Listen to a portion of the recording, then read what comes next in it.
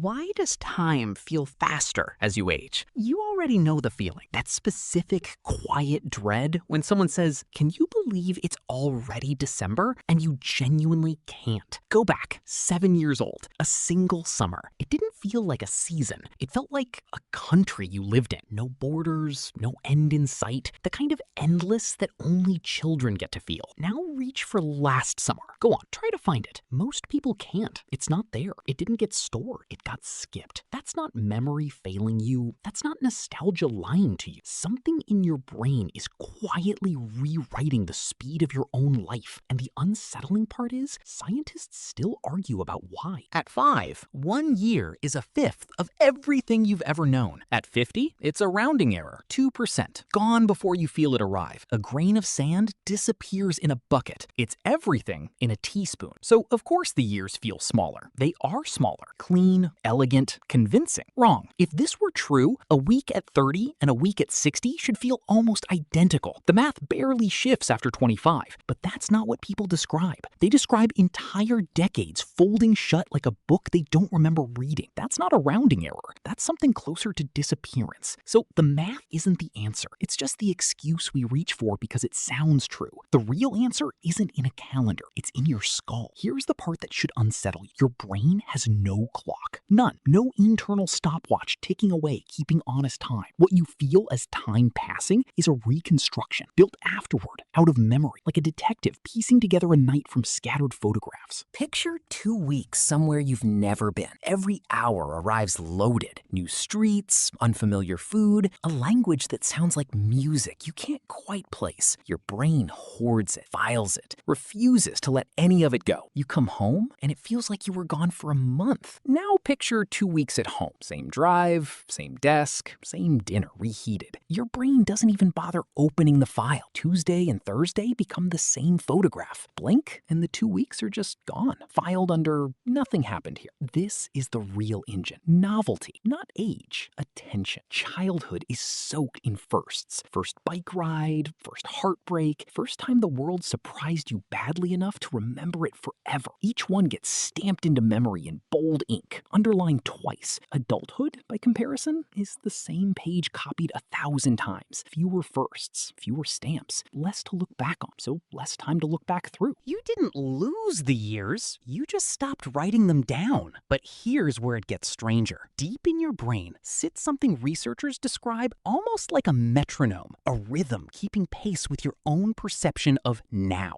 It runs on dopamine, and dopamine fades slowly the older you get. Slower rhythm, fewer frames, like a film losing speed, second by second, until what should be a scene plays like a summary. Wait, really? Your brain is dropping frames? That's the theory. Still debated, still unproven, but ask anyone who's ever caught themselves mid-Tuesday wondering where the morning went, and it tracks uncomfortably well. There's a third thread, and it's the cruelest one. As a child, everything demands your full attention because everything is new. Tying a shoe, holding a pencil, finding your way down an unfamiliar hallway. That attention is the memory. It's the pen. Adulthood runs on autopilot. You drive home and arrive with no memory of the drive. You cook, you scroll, you disappear into your own evening without ever really attending it. Autopilot is efficient. It is also a thief because time you never really lived through doesn't come back later as memory. It just isn't there. So now you're carrying 3 weights at once. Smaller years, mathematically, fewer firsts, psychologically, and a life running more and more on autopilot, biologically. None of them alone would be enough to erase a decade. Together, they're more than enough. Here's the part that actually matters. This was never really about age. It's about novelty, which means it isn't gone, it's recoverable. A new route home, a stranger's name you actually try to remember, a skill you're bad at on purpose. Every one of those forces your brain back into the pen, back into the ink, back into writing something down, even if the calendar insists the weekend was only 2 days. That summer, at 7 years old, your brain wasn't lying to you. It just had something worth remembering. You didn't lose that time. You just stopped giving your brain a reason to keep it. Subscribe to The Quiet Identity.